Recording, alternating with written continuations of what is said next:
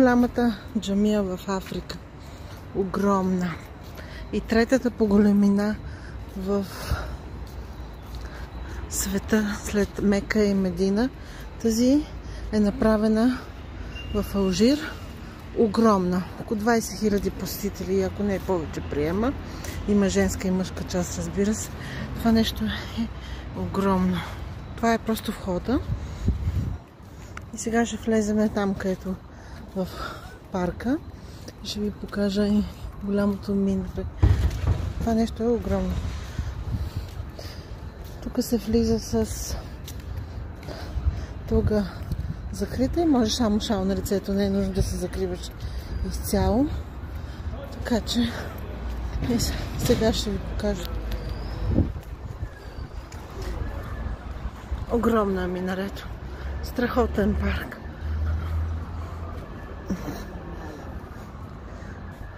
Оли, невероятно е. Много е красиво. Много е спокойно и тихо тук. Много хубав парк. Винаги има обозначения. Хората винаги помагат. Винаги можеш да попиташ. Сега ще има един друг блок да видя как е отвътре. Огромно е. Просто огромно, хора. Парка също е огромен. Минарето. Тук е изхода. Там се влиза. От номер 14 се влиза. От номер 15 се излиза. Сме вътре в основния парк. Ало, страхотно. Много е красиво. Виждате, огромно, много е чисто.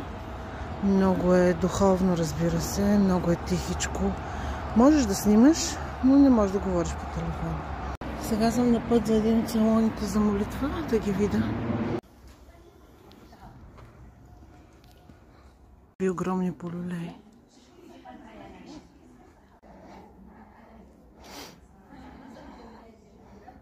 Хубав килим. Те лампи, аз се полюлея, аз се влюбих. Красиви са. Толкова са нежно направени. Хубав мек килим. Всяка религия си има нейното душевност, нейната красота.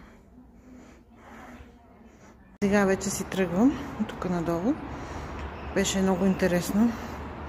Хубаво е човек да учи за другите религии, да види, да разгледа, както ходим по другите държави. Това нещо е огромно, разрешение за туристи, отворено на 24 часа. Само ви трябва един шал на главата. И така, да не сте скъси поли и рокли. Невероятно е. Наистина огромно. Не само Абу Даби, но и Алжир. Тук всичко е обозначено и в момента даже има молитва. Спокойно може да влезете с такива дрехи, не е нещо особено. Можете и да се боси, може с сандали.